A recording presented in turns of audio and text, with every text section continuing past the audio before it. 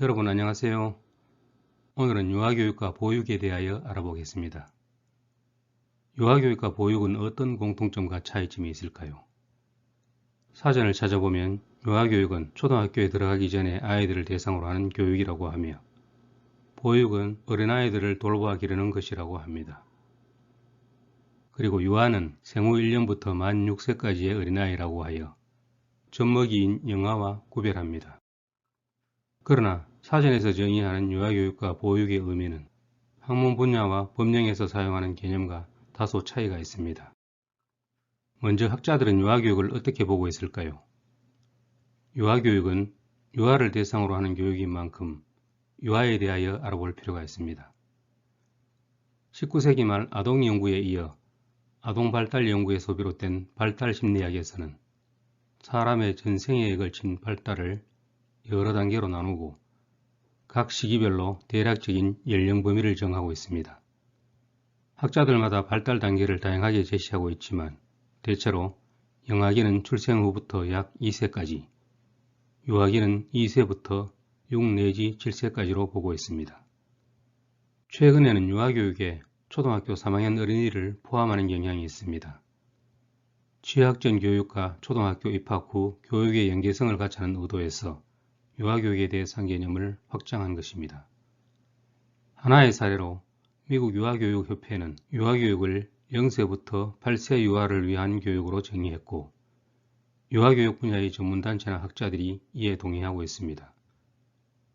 이처럼 학계에서는 유아교육의 대상을 확장하고 있지만 현실 제도에서 유아교육의 대상은 만 3세부터 만 5세까지입니다. 초등학교 취학 연령이 만 6세부터이기 때문입니다. 우리나라에서 유아교육을 언급한 최상위법은 교육기본법입니다. 교육기본법 제9조는 유아교육, 초등교육, 중등교육 및 고등교육을 하기 위하여 학교를 둔다고 했고 이에 따라 유아교육에 관한 사항을 정한 법률이 유아교육법입니다. 유아교육법 제2조에 따르면 유아는 만 3세부터 초등학교 취학 전까지의 어린이입니다. 따라서 법률에서 정의하는 유아교육은 만 3세부터 초등학교 취학 전까지의 어린이를 대상으로 하는 교육입니다. 유아교육을 위해 유치원을 두며 유치원은 유아교육법에 따라 설립, 운영되는 학교입니다. 유치원은 교육과정 외에 방과 후 과정에서 교육활동과 돌봄활동을 수행합니다. 유치원은 설립 주체에 따라 국립유치원, 공립유치원, 사립유치원으로 나눕니다. 다음으로 보육은 출생 후부터 영아기와 유아기에 제공되는 돌봄과 교육을 말합니다.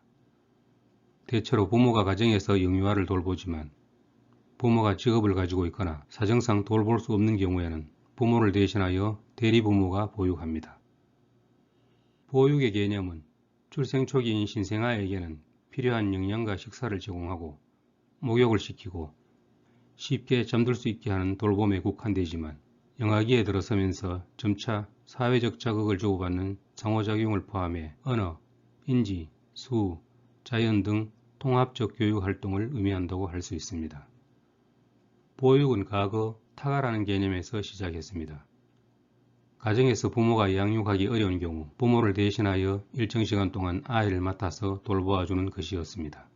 그러나 현대에 이르러 보육은 단순히 부모가 아닌 다른 사람에게 맡겨지는 것에 한정되는 것이 아니라 영유아들의 보호받고 교육받을 권리와 부모가 일할 수 있는 권리를 개인적인 차원을 넘어 국가와 사회가 함께 책임지겠다는 개념으로 변화되었습니다. 타가 사업이 보육 사업으로 변화하는 과정에서 보육이라는 용어는 취학 전 아동을 대상으로 유사한 서비스를 제공하는 유아교육 체제와 구별하기 위해 정책적으로 사용되기 시작했습니다. 우리나라는 1945년 광복 후부터 1980년대까지 유치원 교육, 유아교육, 보육을 같은 의미로 사용했습니다. 유아교육과 보육을 엄밀하게 구별하기 시작한 때는 1991년 1월 영유아보육법이 제정되면서부터였습니다. 법안이 발의될 당시의 명칭은 영유아의 보호 교육에 관한 법률안이었으나 국회의 법안심사 과정에서 영유아보육법으로 명칭이 변경되었습니다. 영유아보육법이 제정된 해에 유치원이 포함되어 있던 교육법도 개정되었고 이때부터 유치원은 만 4, 5세 유아를 보육하는 곳에서 만 3, 5세 유아를 교육하는 곳으로, 보육시설은 만 0세부터 5세 영유아를 보육하는 것으로 고착화되었습니다. 이어서 유아교육법이 독립법으로 제정된 2004년 1월 영유아 보육법도 전면 개정되어 공보육의 개념이 등장했습니다. 그 이전까지의 보육은 보호자가 근로 또는 질병 기타 사정으로 영유아를 보호하기 어려운 경우에 보호자의 위탁을 받아 영유아를 보육하는 것이었습니다. 그러나 영유아 보육법이 시행된 2005년 1월부터 보육은 영유아를 건강하고 안전하게 보호 양육하고 영유아의 발달 특성에 적합한 교육을 제공하는 사회복지 서비스로 바뀌었습니다. 보육의 개념에 보호, 양육, 교육이 포함되었고 선택적 보육에서 보편적 보육으로 보육의 대상이 전환되었습니다. 2008년 12월 영유아 보육법이 개정되었을 때에는 보육의 정의에 가정양육 지원까지 포함되었습니다. 현행 영유아 보육법 제2조에서 보육은 영유아를 건강하고 안전하게 보호 양육하고 영유아의 발달 특성에 맞는 교육을 제공하는 어린이집 및 가정양육 지원에 관한 사회복지 서비스를 말합니다. 영유아는 6세 미만의 취약전 아동이며 어린이집은 보호자의 위탁을 받아 영유아를 보육하는 기관입니다. 어린이집은 설립 주체에 따라 국공립 어린이집, 사회복지법인 어린이집, 법인단체 등 어린이집, 직장 어린이집, 가정 어린이집, 협동 어린이집, 민간 어린이집 등 7종류로 나눕니다. 지금까지 살펴본 것과 같이 유아교육과 보육은 떼어놓을 수 없습니다.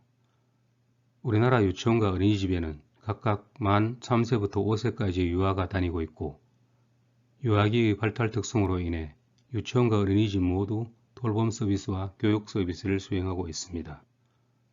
그러므로 보육의 기능이 보호가 위주냐 교육이 위주냐 하는 문제는 더 이상 논란의 대상이 될 수 없습니다. 돌봄과 교육의 정도는 영아기와 유아기의 발달적 특성에 따라 손길이 많이 가는가 적게 가는가 하는 돌봄의 양보다는 교육적인 기능이 얼마나 많이 배려되어야 하는가의 문제에 집중될 필요가 있습니다. 영유아를 보육하는 순간마다 이것은 돌봄이고 이것은 교육이라고 확실히 구분해 말하기 어렵습니다. 오늘은 여기까지입니다.